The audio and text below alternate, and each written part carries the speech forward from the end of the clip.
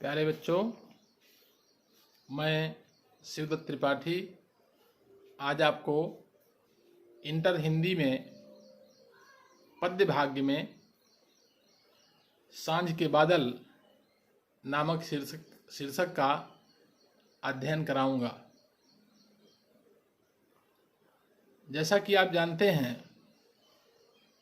प्रकृति से परिचित हैं, इसके पूर्व भी आप लोगों ने पिछली कक्षाओं में प्रकृति से संबंधित, बादल से संबंधित बहुत सी कविताएं एवं गद्य के पाठ पढ़े हैं।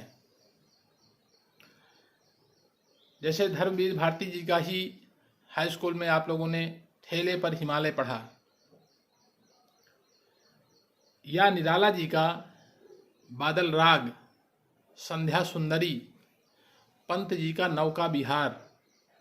तो निराला जी का जो बादल राग है उसमें बादलों का वर्णन किया गया है और बादलों का मानवीकरण करके यह बताया गया है कि बादल किस प्रकार से गर्जना करते हैं, आवाज़ करते हैं और अपने जल से इस धरती को आप्यायित भी करते हैं। इसी प्रकार से संध्या सुंदरी, जिसमें शाम के समय को एक नायिका का रूप मान करके किस प्रकार से वह संसार के लोगों को प्रभावित करती है, वह धीरे धीरे आसमान से उतरती है और इस संसार में छा जाती है। तो इसी प्रकार का यह शीर्षक है सांझ के बादल। आप लोग सायंकाल से भी परिचित हैं और बादलों से भी परिचित हैं।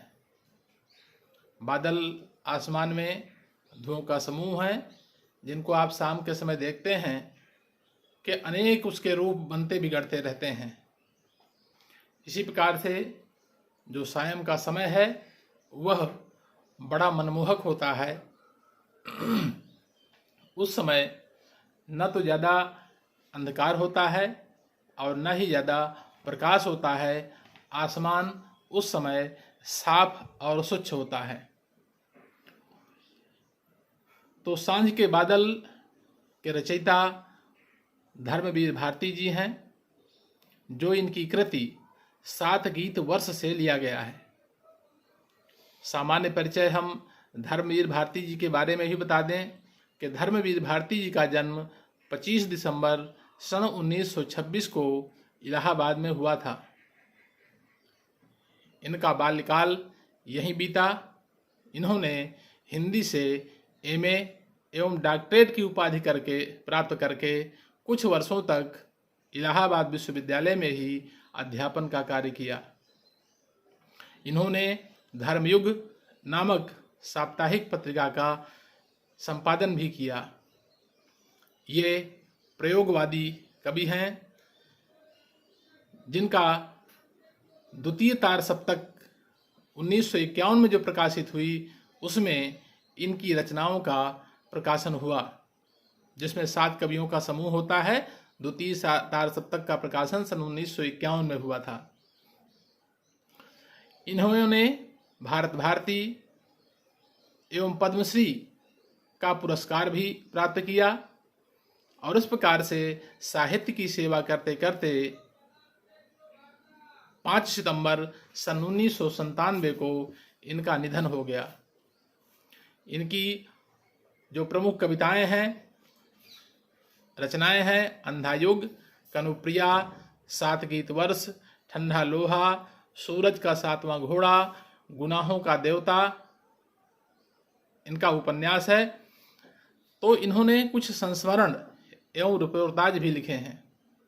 तो यह इनकी रचनाएं रही। हाई स्कूल में आपने इनका ठेले पर हिमालय भी निबंध पढ़ा था, जिसमें इन्होंने प्रकृति का वर्णन किया है और इसमें भी प्रकृति को ये लेकर के साथ में चलते हैं, प्रकृति का वर्णन करते हैं। प्रकृति में अनेक तरह की कल्पनाएं इन्होंने की हैं। बादल को नाव माना और उसमें अनेक प्रकार के चित्र जो है बनते रहते हैं। तो सांझ के बादल जो इनकी रचना है, मैं उसका काव्य पाठ कर रहा हूँ। आप लोगों के पास पुस्तकें हों तो आप उसे दोहराइएगा। यद्यपि यह प्रयोगवादी कविता है, मुक्त छंद है, जिसमें तुकांत नहीं होता, लेकिन इसमें इसको गाया जा सकता है, लयबद्ध किया जा सकता है। सांझ के बादल। ये अनजान नदी की नावें जादू के से पाल, उड़ाती आती मंथर चाल, नीलम पर किरणों की सांझी, एक न डोरी एक न मांझी, फिर भी लाद निरंतर लाती, सेंदूर और प्रवाल। कुछ समीप की कुछ सुदूर की, कुछ चंदन की कुछ कपूर की, कुछ में गेरू कुछ में रेशम, कुछ में केवल जाल, ये अनजान नदी की नावें जादू कैसे पाल, उड़ाती आती मंथर चाल। तो शाम के समय जब बादल आसमान में होते हैं, सफ़ेद बादलों का समूह कभी इकट्ठा होता है, अनेक उसमें चित्र बनते हैं और हवा के माध्यम से वह चित्र धीरे धीरे इधर उधर उड़ते से नजर आते हैं, बनते और बिगड़ते रहते हैं। तो बादल को इन्होंने क्या कहा है? ये अनजान नदी की नावें, जो आसमान में बादलों के द्वारा चित्र बन रहे हैं, तो ये अनजान नदी की नावें जादू कैसे पाल, ये अनजान नदी की नाव की तरह है। बादलों का जो रूप है कैसा है? अनजान नदी की ये नावें हैं, जादू के से पाल, और उनके जादू के तरह पाले हैं, उड़ाती आती, जो हवा के वेग से उड़ रही हैं, मंथर चाल से, धीमी गति से, धीमी चाल से वह आसमान में उड़ रही हैं। नीलम पर किरणों की सांझी, और नीले आसमान पर, नीले रंग पर किरणों से सांझी की तरह। सांझी यहाँ पर आया है तो सांझी एक अल्पना है, एक चित्रकारी है जो दक्षिण भारत में बनाई जाती है, कुछ जमीन में, कुछ मूर्तियों में, बोर्ड में, और उन्हें दीपक की रोशनी के द्वारा, अनेक रंग के किरणों के द्वारा दिखाया जाता है। तो उसी का वर्णन किया है, नीलम पर किरणों की सांझी, नीले रंग के आसमान पर सूर्य की किरणों के पड़ने से वह सांझी के दृश्य की तरह, सायंकाल के उस दृश्य की तरह दिखाई पड़ती है। उस चित्र को, उन चित्रों को चूंकि शाम के समय दिखाया जाता है, इसलिए उसका नाम सांझी पड़ा। एक न डोरी एक न मांझी, और नावें चल रही हैं, जिसमें जैसे आपने कभी देखा होगा कि नदी में नाव चलती हैं तो दो तरह से चलती हैं। यदि नाव किनारे होती है तो कोई डोरी पकड़ करके उसको खींचने वाला होता है, या फिर बीच में होती है तो कोई माझी, कोई केवट, कोई मल्लाह उसे बैठ करके खेता है। लेकिन कवि यहाँ कह रहा है कि एक न डोरी एक न मांझी, इन आसमान में उड़ने वाली नावों पर ना तो कोई डोरी है और ना कोई इनको चलाने खेने वाला कोई नाविक मल्लाह है। फिर भी लाद निरंतर लाती, लेकिन फिर भी निरंतर वह हमेशा क्या करती हैं? क्या लाद लाती हैं? क्या रख लाती हैं? सेंदूर और प्रवाल। सेंदूर, सिंदूर, लाल रंग का सिंदूर, और प्रवाल माने मूंगा। मूंगा रत्न भी लाल रंग का होता है। तो उसमें कोई नाविक नहीं है, कोई उसको खींचने वाला नहीं है, लेकिन वह नावें जो आसमान में बादलों के रूप में उड़ रही हैं, धीमी गति से चल रही हैं, वह निरंतर सेंदूर और मूंगा लाद करके ले आती हैं। अर्थात बीच बीच में जब सूर्य की किरणें पड़ती हैं तो उन नावों के बीच का भाग वह लाल रंग का दिखाई पड़ता है। तो उसको कवि ने कहा है कि वह सेंदूर और प्रवाल लाद करके ले आती हैं। कुछ समीप की कुछ सुदूर की, वह जो नावें आसमान में चल रही हैं कैसी हैं? उनके अनेक प्रकार हैं। कुछ समीप की कुछ सुदूर की, कुछ बहुत पास की हैं और कुछ दूर से चली आ रही हैं। बादलों का समूह है, कहीं कोई बादल हवा के वेग के कारण, कुछ बादल के टुकड़े तेजी से गतिमान होते हैं और कुछ धीमे धीमे वहीं का रंग रूप बदल लेते हैं। तो उन नावों में से, बादल की बनी हुई नावों में से कुछ पास की हैं और कुछ दूर की हैं, कुछ चंदन की, कुछ कपूर की, और उन नावों में कुछ चंदन की बनी हुई नावें हैं तो कुछ कपूर की बनी हुई नावें हैं। कपूर बिल्कुल पूरा सफेद होता है और चंदन थोड़ी से उसमें गहरा भूरापन होता है। तो वह नावें कुछ भूरे रंग की हैं और कुछ बिल्कुल सफेद कपूर के रंग की तरह दिखाई पड़ती हैं। कुछ में गेरू, कुछ में रेशम, कुछ गेरू की तरह और कुछ रेशम की तरह, या ये कह लेंगे कि उन नावों में से कुछ में गेरू रखा है और कुछ में रेशम भरा पड़ा है, कुछ में केवल जाल और कुछ क्या है, कुछ में केवल जाल है। जाल का मतलब साफ न दिखाई देने पड़ने वाले, केवल भ्रमित करने वाले, लोगों की नजरों को खींचने वाले।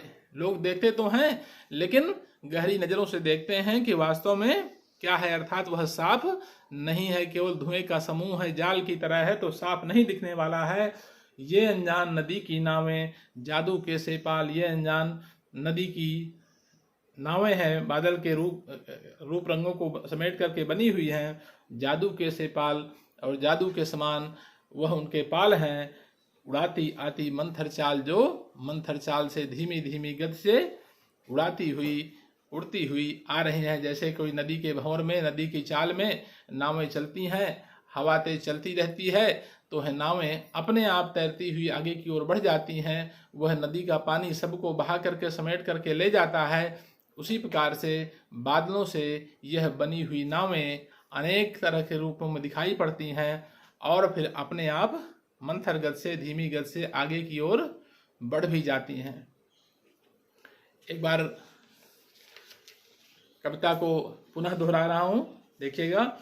ये अनजान नदी की नावें जादू के से पाल, उड़ाती आती मंथर चाल, नीलम पर किरणों की सांझी, एक न डोरी एक न मांझी, फिर भी लाद निरंतर लाती, सेंदूर और प्रवाल, कुछ समीप की कुछ सुदूर की, कुछ चंदन की कुछ कपूर की, कुछ में गेरू कुछ में रेशम, कुछ में केवल जाल, ये अनजान नदी की नावें जादू के से पाल, उड़ाती आती मंथर चाल। तो इस तरह से ये काव्य पाठ हुआ, उसका अर्थ भी आप लोगों को बताया गया। अब इस कविता के बारे में जो विशेष बातें हैं आपको देखना है। देखिए, जैसे इसमें कुछ कठिन शब्द आए हुए हैं, उनका शब्दार्थ देख लीजिए। मंथर, मंथर मंद गति से, मंद मंद। सेंदूर, सेंदूर का मतलब सिंदूर, सिंदूर से आप सभी परिचित होंगे, लाल रंग का होता है, तो वह सिंदूर। और शाम के समय जो सूर्य का रंग होता है वह भी लाल होता है, तो सिंदूर, सिंदूर लाल। प्रवाल, मूंगा या लाल रत्न। प्रवाल माने मूंगा, मंगल ग्रह का जो रत्न होता है वह लाल रंग का होता है, जिसको हम मूंगा कहते हैं। मांझी, मल्लाह या केवट, नाव जो खेने वाला होता है। सांझी, यह अल्पना या चित्रकारी है जो दक्षिण भारत में बनाई जाती है और शाम के समय दीपक की रोशनी में या बिजली के प्रकाश में इन चित्रों को रंगों से भर करके दिखाया जाता है। इसलिए इसका नाम, चूंकि शाम के समय दिखाते हैं, इसलिए इनका नाम सांझी हो गया। उसी सांझी का संकेत यहाँ पर कवि ने किया है। अब काव्य सौंदर्य पर, काव्य सौष्ठव पर आएंगे। जैसे मैंने पहले आपको बताया कि धर्मवीर भारती प्रयोगवादी नई कविता के कवि हैं, तो उसी तरह से इन्होंने चित्रण भी किया है। तो सबसे पहले हम भाव पक्ष को लेंगे। भाव पक्ष का मतलब इस कविता का भाव कैसा है, तो पहला है प्रकृति के गत्यात्मक रूप का चित्रण किया गया है। इसमें प्रकृति की गत्यात्मक रूप का, अर्थात प्रकृति क्या है, गतिशील है और परिवर्तनशील है। वह कभी स्थिर नहीं होती, हमेशा चलती रहती है, गतिमान रहती है और उसमें परिवर्तन भी होते रहते हैं। जैसे नदी है, नदी का पानी वेग से बहता जाता है, उसमें जो वस्तु आती है अपने वेग से वह उसको भी बहा ले जाती है। उसी तरह से इन बादलों के समूह में भी नदी का रूप का चित्रण किया है, तो वह भी बादल हवा के रूप में जाते रहते हैं और बनते बिगड़ते रहते हैं। उनका कभी कोई रूप बनता है तो कभी कोई दूसरा रूप बन जाता है। इसमें शांत रस है। कला पक्ष को हम ले लेंगे तो कला पक्ष में छंद आते हैं, इसमें मुक्त छंद हैं। प्रगतिवाद, प्रयोगवाद, नई कविता, इन सभी युगों में अधिकतर मुक्त छंदों का ही प्रयोग किया गया है, जिसमें न तो तुकांत होता है और न भक्ति काल जैसे दोहा, सोरठा, चौपाई आदि छंद लिखे जाते हैं। इसको हम नवगीत भी कह लेंगे। मुक्त छंद है, साथ में नवगीत है, जिसे हम छंदोबद्ध करके, पंक्तिबद्ध करके गा सकते हैं। भाषा, खड़ी बोली का प्रयोग किया है।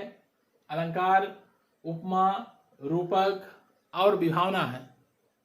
जैसे जादू कैसे पाल, इस पंक्ति में उपमा अलंकार है। जादू कैसे पाल, जो पाल है जादू के समान है। जादू के समान क्यों है? जैसे जादूगर कुछ वस्तु दिखाता है तो अपनी मुट्ठी में रख करके, हाथ में रख करके या सामने कोई वस्तु दिखाता है और 1 मिनट में वस्तु गायब हो जाती है। इसी तरह से आसमान में बादलों के द्वारा जो बनने वाले नावों का आकार एक क्षण में बनता है और दूसरे क्षण दूसरे रूप में बदल जाता है, या हवा के वेग से वह आगे चला जाता है। तो इस तरह से उपमा अलंकार है, रूपक अलंकार है। एक न डोरी एक न मांझी, इस पंक्ति में विभावना अलंकार है। एक न डोरी एक न मांझी, न तो उसमें डोरी है और न मांझी है। जहां पर कारण का अभाव होता है लेकिन फिर भी कार्य होता है, यहां कर्ता कोई नहीं है, न तो डोरी है और न मांझी है, लेकिन फिर भी कार्य हो रहा है। तो इस तरह से इसमें विभावना अलंकार है। तो यह कविता आपने पढ़ी। इस कविता से हमें क्या शिक्षा मिलती है, यह भी देखना है। तो प्रकृति के अनेक रूप यहाँ पर दर्शनीय दिखाए गए हैं कि प्रकृति के अनेक रूप होते हैं जो हमें सामने दिखाई पड़ते हैं, लेकिन वह गतिशील भी हैं, परिवर्तनशील भी हैं। हम प्रकृति को जिस रूप में देखते हैं तो वह हमेशा बदलती रहती है। पुराना रूप चला जाता है और नया रूप उसका पुनः बन जाता है। वह गतिशील है, परिवर्तनशील है। नदी के बहाव की तरह वह प्रकृति भी अपने साथ सब कुछ बहा ले जाती है। जैसे नदी बरसात के समय में, या जो नदियां बड़े वेग से बहती हैं, उसमें कोई भी वस्तु पड़ जाए, नाव ही बीच में आ जाती है। गर्मी के समय में कभी नदी के किनारे रह करके देखा होगा कि नाव में पाल बांध करके या कपड़ा बांध करके नाव को छोड़ देते हैं और वह नाव हवा में अपने आप आगे बढ़ती हुई चली जाती है, उसको चलाने की आवश्यकता नहीं होती है। उसी तरह से यह हमारी प्रकृति भी है कि इसको चलाने वाला कौन है?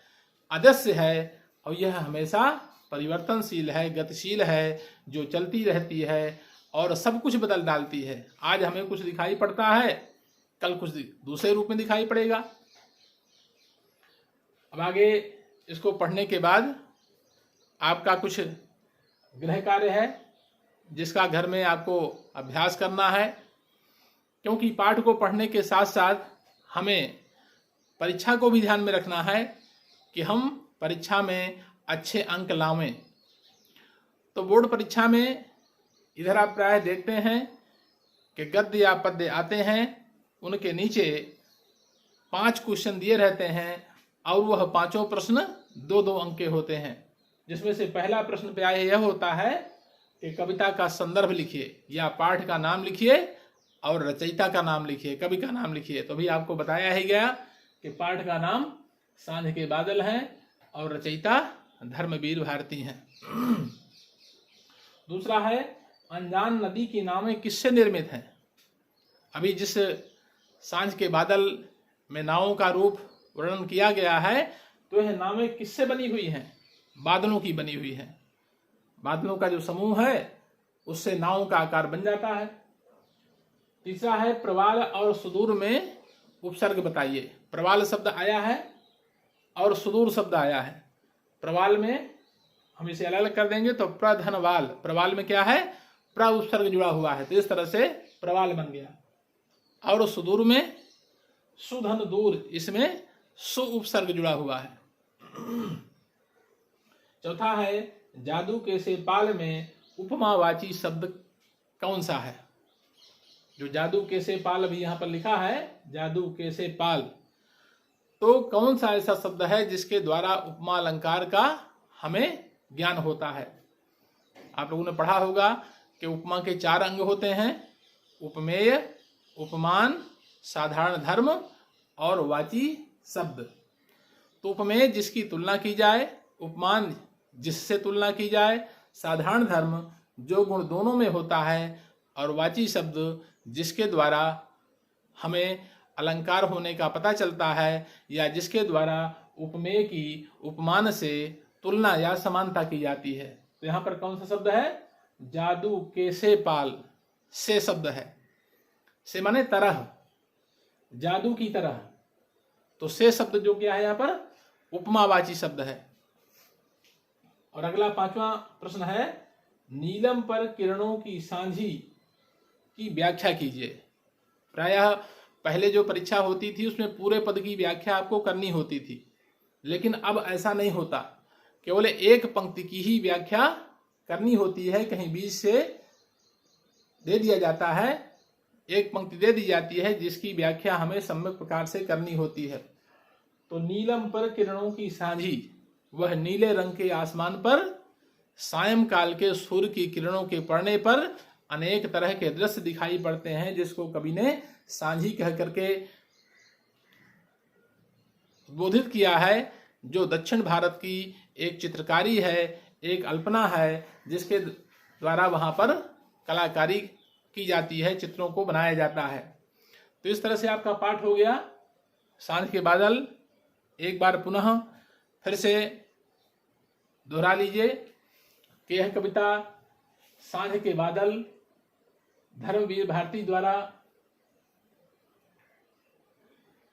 रचित है, जो 7 गीत वर्ष उनके कविता संग्रह से ली गई है,